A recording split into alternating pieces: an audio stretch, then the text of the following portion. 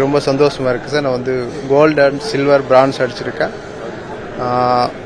ஒரு பக்கம் சந்தோஷம் இருந்தாலும் ஒரு பக்கம் கொஞ்சம் வருத்தமாக தான் இருக்கு. கோல்டு மிஸ் பண்ணிட்டுமேனு இருந்தாலும் கண்டிப்பாக வந்து நெக்ஸ்ட் டைம் வந்து கோல்டு அடிச்சுட்டு வரணும்னு சொல்லி என் கோச் வந்து நல்லா கொஞ்சம் மோட்டிவேஷனாக பேசினார். அப்புறம் எல்லாரும் தமிழ்நாடு கவர்மெண்ட்லேருந்து சிஎம் சார், அப்புறம் உதயநிதி ஸ்டாலின் சார், அப்புறம் தமிழ்நாடு பேரா அசோசியேஷன் சந்திரசேகர் சார், அப்புறம் பார்த்தீங்கன்னா எங்கள் வீட்டில் வந்து அம்மா, அப்புறம் ஒய்ஃபு, ஃபேமிலியில், அப்புறம் ஊர் மக்கள் எல்லாரும் வந்து எனக்கு வந்து ஃபோன் பண்ணி விஷ் பண்ணாங்க. அப்புறம் பிஎம் சாரும் ஃபோன் பண்ணி எனக்கு வந்து ரொம்ப வாழ்த்துக்கள் சொல்லி நீ வந்து வருத்தப்படாத, நெக்ஸ்ட் டைம் கண்டிப்பாக கோல்டு அடிச்சுட்டு வரும்னு சொல்லி என்கரேஜ் பண்ணி பேசினார். பிஎம் பார்த்தீங்கன்னா நான் வந்து இப்போன்னு இல்லை, நான் எப்போ போனாலும் வந்து என்கிட்ட வந்து நல்லாவே பேசுவார்.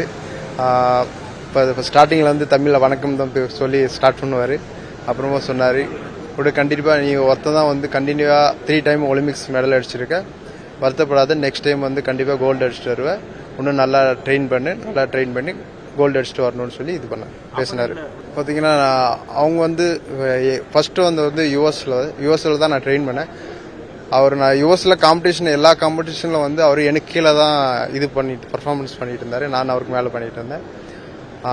ஆனால் எல்லா காம்படிஷனும் பண்ணும்போது அவர் கீழே தான் இருந்தார். ஆனால் வந்து இப்போ ஒலிம்பிக்ஸில் வந்து நானும் வந்து அவர் 194 பண்ணார். அது வந்து எனக்கு இது வரைக்குமே வந்து அது ஈஸியாக தான் தெரியுது, ஆனால் கண்டிப்பாக பண்ணியிருக்கணும்னு சொல்லி. ஆனால் பார்த்தீங்கன்னா லாஸ்ட் மூமெண்ட்டில் வந்து எனக்கு கொஞ்சம் கிளைமேட் செட் ஆகல, கொஞ்சம் மசில்ஸ் எனக்கு ஓப்பன் ஆகாதனால மிஸ் ஆயிடுச்சு.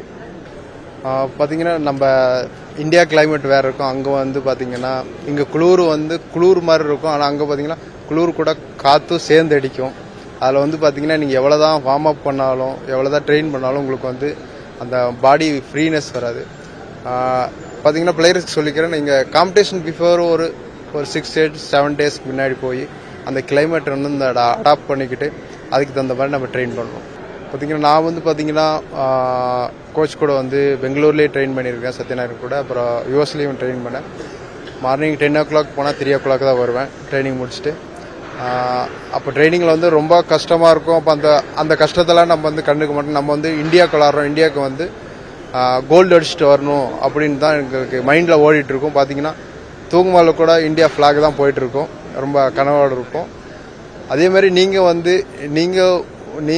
ஒரு ஸ்போர்ட்ஸ் பண்ணிகிட்டு இருக்கும்பொழுது நீங்கள் வந்து என்னால் முடியாது அப்படின்னு சொல்லி நீங்கள் நினைக்காதீங்க.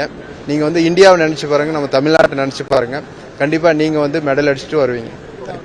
இல்லை ஆக்சுவலாக அவங்ககிட்ட வந்து என்ன பேச இது இல்லை, ஆனால் அவங்க காம்படிஷன் முடிச்சுட்டாங்கன்னா அவங்க வெளியில் கிளம்பிடுவாங்க, அவங்களுக்கு பேசுறதுக்கு டைம் இது பண்ண முடியாது. ஆனால் அவங்களை வெளியில் கூப்பிட்டு போயிடுவாங்க. மீதி 3 பிளேயர்ஸ் கூட தான் நாங்கள் 3 பேர் தான் ஜம்ப் பண்ணிட்டு இருப்போம், அதனால பேச முடியும். Thank you sir. நல்ல